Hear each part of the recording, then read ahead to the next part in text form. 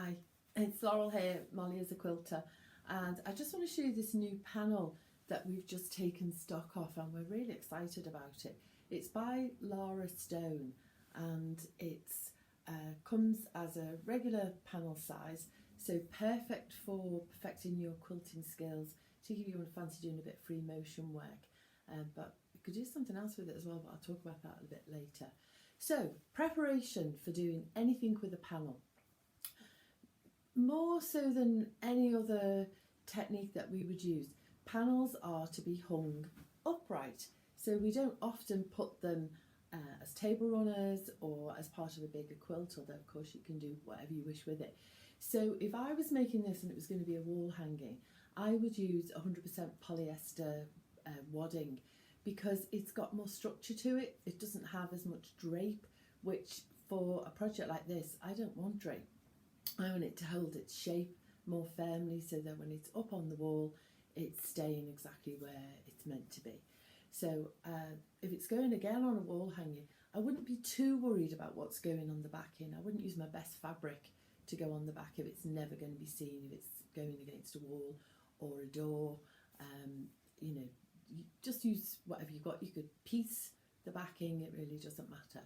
So once you've got your layers up, and you've secured it by whatever method you prefer. I tend to only ever use spray nowadays, but if you want to pin or tack, that's entirely up to you, whatever you feel makes it secure. And then I would start to look at the arrangement of whatever the panel is, and this is called Midnight Hydrangea, and so you can obviously see it's quite dark, it's got a lovely dark background, rich blue, and it's got the beautiful hydrangea flowers, and the window I'm looking at has one of my biggest hydrangea plants opposite, and of course the flowers are all in their autumnal colours, so it's actually quite nice. I've got one behind me and one in front. And then if we look, we've got some flowers coming down here that look quite like wisteria. We've got some other flowers here that looks like a gerbera to me, some pansies, and we've got some beautiful dragonflies. So you can see here, at first I thought they were butterflies, but they're not. They've got tails, they're dragonflies, and they're scattered throughout. So it's looking first, what technique am you going to use to quilt this, and where do I start? So for me, the best place to start is in the middle. So if I look at this and roughly mark it out, I would start about there. I think that's the central area. Now, you could do an overall edge-to-edge pattern with this, if that's your preference. So you would just start here, give yourself a guideline, and then work up and down from there. But with something like this, I think I would want to enhance the individual shapes, but I'd still use that basic technique where I start from the centre and I work out. So I wouldn't be starting up here with this flower and then working down, because everything will have moved down. Another reason to stick with a polyester wadding, because that tends to not stretch or move. So again, it's a good thing for something like this. Now, I think I would probably go around the outside of these hydrangeas and secure them. Now you could do some free motion quilting in there if that's what you wanted, and pick out the individual flowers that make up the total flower head and work with that. Then I would stop and I'd come away, and then I'd look at the next area that I want to work in, and the next one that's shouting out to me is these pansies or petunia heads, and I would work with them. Now they're the same colour as that big hydrangea flower, so I'd probably keep the same colour thread for those, and again I would work with the shapes that are there. So I wouldn't be fighting it, I would be using those shapes, and then when I've done those two, I'd look, right, what comes next? To me it leads naturally into that one and this shape, so I'd be working inside and around that shape. Then when I finish that one, I'd stop, look back, where's the next one to go? Now you can move up and down, because once that central area is secure, it doesn't matter which way you go. And if I've got that thread on the machine, I would probably say, right, where else can I use that colour? And I would maybe come out to the dragonfly here. I'd start looking at these dragonflies. And once I've got those areas secure, then the piece starts to feel as if it's got some structure to it. I can see the shapes of where I'm quilting.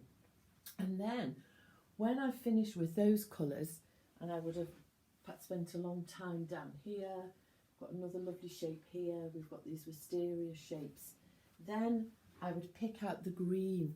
So it doesn't matter then I'm going back to the centre, because I've secured all those other areas. So I would then change my thread and I would work with the green.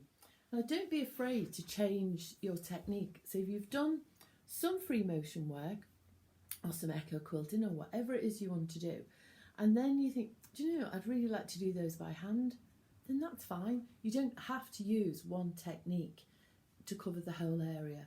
You could get it all stable and then pick out those areas, really define the leaves with some beautiful hand stitching. You could use, if you wanted, you could start to add in some metallic threads. Maybe on the dragonflies, maybe that would work to use a metallic or a variegated thread. So don't be afraid to do that.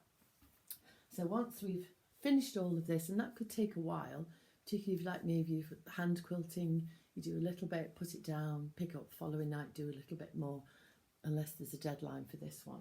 And then I would look at doing something in these frames. Now, if you've got a lot of work going on in the centre, there's nothing wrong then in stitching on this outside line of the panel, the outside line there, and within those lines. So you could have several lines going along, which really seals off the pattern and gives that frame a real, that's it, that's done, rather than just it floating away.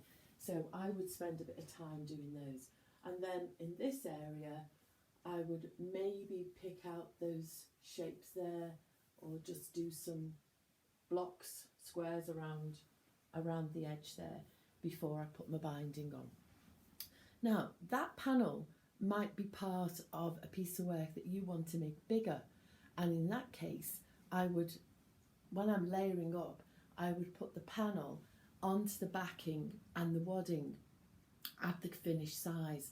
So around the panel, I've got all that blank space, and then I would be making my borders and making my frames and adding them on and quilting them into place directly through all the layers, if that's something else that you want to do, because it does make a beautiful central piece, and then you can add on. Now, the third idea that I had for it was to chop it up, why not, and turn it into an attic window, because what a gorgeous view you would have looking at that. But that's maybe for another day, but there's always something else you can do.